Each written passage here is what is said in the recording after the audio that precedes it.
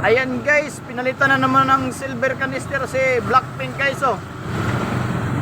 Napakapangit daw ng black canister na tunog guys, kaya pinalitan niya, ayan oh. Ayan guys, Urig Suzuki po yan. Ayan yung dating pipe niya guys oh. Boy, shout out tayo boy oh.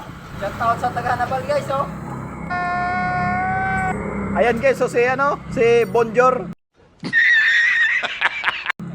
Ayan, sariling gawa lang niya yan guys.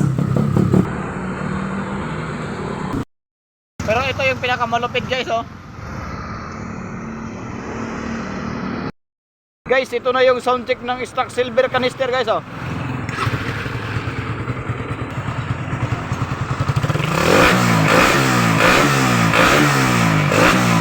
Ayan guys, napakaganda ng tunog eh.